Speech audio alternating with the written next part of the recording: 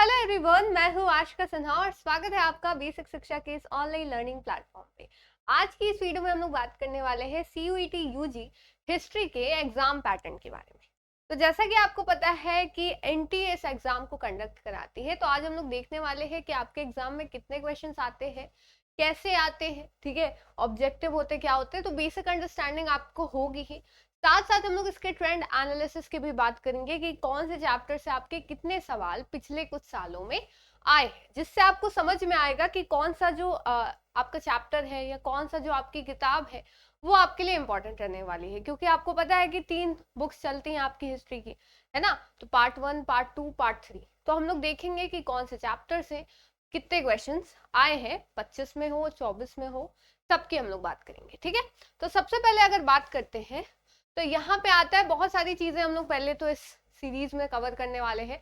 तो हिस्ट्री जो आप पढ़ने वाले, अच्छे से समझने वाले हैं, तो इस पे और सारी वीडियोस आने वाली है, चाहे इसके सिलेबस पे हो, चाहे प्रिपरेशन कैसे करनी है, पीवाईक्यू के एग्जाम्पल्स हो, स्ट्रैटेजी क्या है, हर एक चीज हम लोग यहाँ कवर करने वाले हैं। तो चैनल को जरूर से सब्सक्राइब करिए ताकि आगे आने वाली वीडियोस की अपडेट आपको मिलते रहे। चलिए अपने वीडियो का स्टार्ट करते हैं। सबसे पहले अगर बात करें इसके एग्जाम पैटर्न के बारे में, तो जो मोड ऑफ द टेस्ट होता है वो आपका सीबीटी मोड होता है, मतलब कंप्यूटर बेस्ड टेस्ट होता है। 2 तरह के टेस्ट हो सकते हैं, एक आपका ऑनलाइन, एक आपका ऑफलाइन। आपको पता है कि 2024 में ऑफलाइन टेस्ट हुआ था, मतलब आपको ओएमआर शीट्स मिली थी और उसको आपको फिल करना था। क्वेश्चन पेपर एक ही था, हर एक पूरे एक सब्जेक्ट का एक ही क्वेश्चन पेपर था। लेकिन जब सीबीटी मोड होता है तो ये अलग अलग शिफ्ट में होता है, मतलब कंप्यूटर पे बैठ के आपको ऑप्शंस मार्क करने होंगे जो भी आपको सही लगता है। तो ये चीजें अभी जो है, एक ही साल आपका ऑफलाइन पेपर हुआ था, अभी आपका सीबीटी मोड पे ही चल रहा है, बहुत पहले से, जब से 2022 से आपका सीबीटी हो रहा है, और इस बार भी आपका सीबीटी मोड पे ही होगा। टेस्ट पैटर्न की बात करें तो आपके एमसीक्यूज आते हैं, मतलब आपको एक सवाल होगा, उसके 4 ऑप्शंस होंगे। स्टेटमेंट्स आपको बहुत सारे हो सकते हैं, लेकिन ऑप्शंस आपके 4 होंगे कि कौन से सही, ठीक है। तो 4 ऑप्शन है आपके पास, कोई सब्जेक्टिव आपको कुछ लिखना नहीं है, उसमें बस मार्क करना है। फिर बात करें मार्किंग स्कीम की, तो एक क्वेश्चन सही करने पे आपको 5 मार्क्स मिलेंगे। और क्या यहाँ पे नेगेटिव मार्किंग है? जी हाँ, बिल्कुल है। अगर आप एक सवाल गलत कर देते हैं तो आपका -1 हो जाएगा, यानी सही करने पे आपको +5, गलत करने पे -1। तो यानी अगर आप कोई सवाल गलत करते हैं तो जो भी आपने सही सवाल किए हैं उसके मार्क्स में से आपका 1 मार्क पर क्वेश्चन कट जाएगा, ठीक है। फिर बात करें, अगर मैम मुझे क्वेश्चन आ रहा है तो मैंने मार्क कर दिया, गलत कर दिया, ठीक है। अगर मैंने क्वेश्चन ही अटेम्प्ट नहीं किया तो उसका क्या होगा?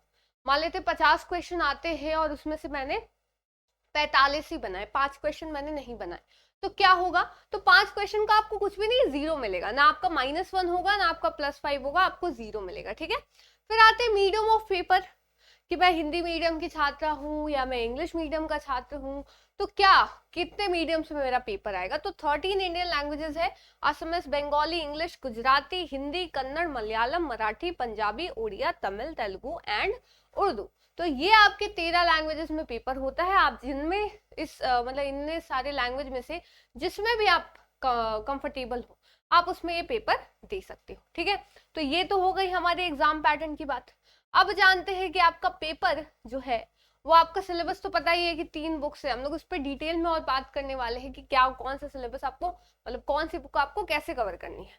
अब बात करें अगर इसके एग्जाम पैटर्न की, तो यहाँ सिलेबस भी हम लोग देख सकते हैं, सिलेबस भी साथ साथ तो देख सकते हैं कि ये कुछ आपके चैप्टर्स रहे। देखिए, मैंने पहले तो यहाँ ये ओल्ड नेम है और आपका न्यू नेम है। ओल्ड नेम आपका एनसीईआरटी में सेम है, लेकिन जो सीयूईटी यूजी की ऑफिशियल आपका जो सिलेबस है हिस्ट्री का, उसमें आपको न्यू चैप्टर्स के नाम लिखे, तो मैंने दोनों नाम ऐड कर दिए हैं ताकि आपको कोई भी कंफ्यूजन ना हो, ठीक है। तो सबसे पहले अगर हम लोग बात करते हैं तो आप देख सकते हैं 2025 का ये ट्रेंड एनालिसिस है कि 13 मई को, जैसे आपका 2 शिफ्ट में पेपर हुआ था, तीसरी शिफ्ट में हुआ ही नहीं था, तो 13 मई को आपका जो हिस्ट्री का पेपर हुआ उसमें कितने, कौन कौन से चैप्टर से कितने क्वेश्चंस आए थे ये आप यहाँ देख सकते हो, ठीक है। तो आप देख रहे हो 14 मई को शिफ्ट 2 में कितने क्वेश्चंस आए, 15 मई को कितना है, 19 मई को कितना है, 20 को कितना है। आप यहाँ आराम से इसको समझ सकते हो, ये आपका इसी साल का है, 2025 का, तो इसको हमने एनालाइज करा है और फिर डिस्ट्रीब्यूट किया है, ठीक है। तो आप यहाँ क्या देख सकते हो कि ब्रिक्स, बीट्स एंड बोन्स से आपके एकदम, मतलब कंटिन्यूअसली बहुत सारे क्वेश्चन आ रहे हैं, 5+ तो आपके ऑन एन एवरेज आ ही जा रहे हैं। तो इसको आप कैसे एनालाइज करोगे कि हाँ ये चैप्टर हमारे लिए इंपॉर्टेंट है, ठीक है, ये चैप्टर भी इंपॉर्टेंट है। अब ऐसा नहीं है कि कोई भी चैप्टर इंपॉर्टेंट नहीं होगा, लेकिन आप इससे मार्क्स से देख सकते हो, मतलब कितने क्वेश्चंस आए उससे आप देख सकते हो कि हाँ कौन सा चैप्टर हमें ज्यादा ध्यान देना होगा जिससे हमारे ज्यादा क्वेश्चंस बन जाए। पढ़ना तो आपको सभी है, लेकिन इंपॉर्टेंट कौन सा है ये समझ में आता है। तो अगर मैंने जो पूरा एनालाइज किया उससे आप समझ सकते हो कि पहले तक जो है, पहले सीयूईटी जैसे 2024 तक हमने देखा है, उस टाइम तक मॉडर्न हिस्ट्री यानी आपकी जो पार्ट 3 की किताब थी वो काफी ज्यादा इंपॉर्टेंट थी, ठीक है। अभी ऐसा नहीं कि इंपॉर्टेंट नहीं, लेकिन अब देख रहे हैं कि धीरे धीरे क्वेश्चन का शिफ्ट जो है वो पहली और दूसरी किताब पे भी जा रहा है। तो आपका इक्वल डिस्ट्रीब्यूशन मान सकते हैं कि कैसे क्वेश्चंस आ रहे हैं। ज्यादातर आप बुक 1 से अभी इस 2025 में आपको क्वेश्चन ज्यादा देखने को मिले हैं। बुक 2 में भी जो आपका पेजेंट सोसाइटी वाला जो है, रूरल सोसाइटी वाला अकबर के अंडर में है ना, जो आपका पेजेंट्स, जमींदार एंड द स्टेट वाला चैप्टर है ना, ये जिसका न्यू नाम अब एग्रेरियन रिलेशन हो गया है, यानी कृषि संबंध आईन अकबरी के बारे में जहां पढ़ाया जाता है, उससे आपके काफी ज्यादा क्वेश्चंस देखने को मिले इस बार। देखोगे आप शिफ्ट 2 में 11 क्वेश्चन 50 में से, ठीक है, काफी ज्यादा होते हैं ये।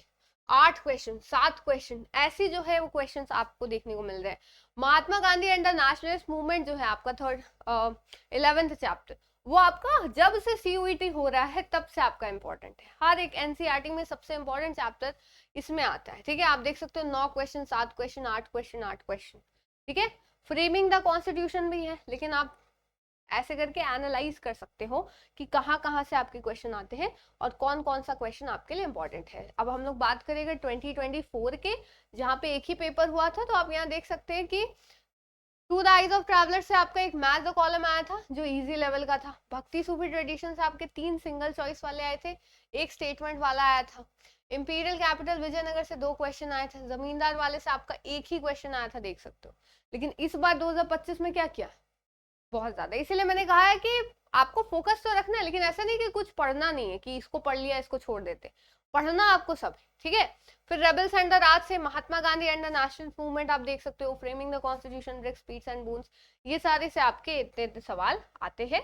आप ये देख सकते हो कि टोटल जो आपके 50 क्वेश्चन आए थे, 21 उसमें सिंगल चॉइस थे, मतलब एक ही वर्ड का आंसर था। स्टेटमेंट वाले आपके क्वेश्चन 8 थे, मैथ्स द कॉलम वाले 11 थे।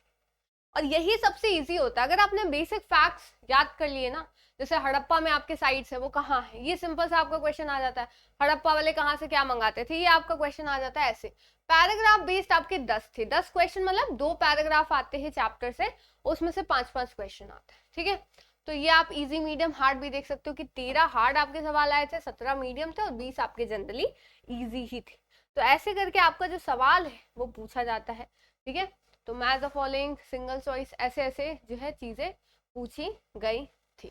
अब सवाल उठता है कि अब एग्जाम पैटर्न तो जान लिया, ठीक है, सिलेबस हमें पता ही है, लेकिन अब इसकी तैयारी कैसे करें। तो इसकी तैयारी करने के लिए बेसिक शिक्षा आपके लिए लाया है सबसे अफोर्डेबल बैच, जिसका नाम है हमारा हौसला बैच, जहाँ पे आपको कम फीस में बेहतर तैयारी कराई जाती है, ठीक है।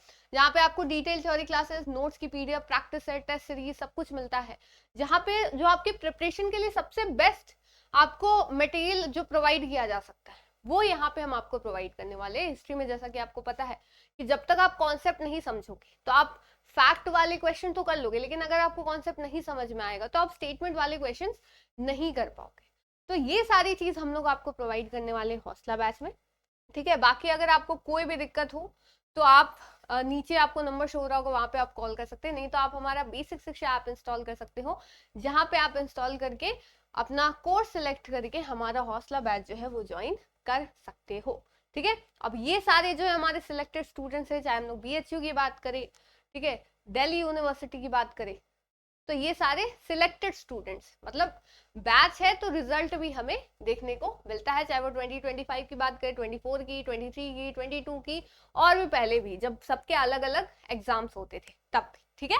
तो अगर आपको कोई भी दिक्कत, समस्या, कष्ट हो तो आप इस नंबर पे जो है वो कॉल कर सकते हो। मुझे उम्मीद है आपको एग्जाम पैटर्न और ट्रेंड एनालिसिस जो है वो समझ में आएगा कि किससे कितने सवाल जो है वो आए थे। अब मिलते हैं नेक्स्ट वीडियो में, जहाँ पे हम लोग इसके सिलेबस के बारे में बात कर रहे होंगे। चैनल को जरूर से सब्सक्राइब करिएगा ताकि आगे आने वाली वीडियो के अपडेट्स मिलते रहे। तो फिर मिलते हैं, तब तक के लिए thank you so much, bye bye, जय हिंद, जय भारत।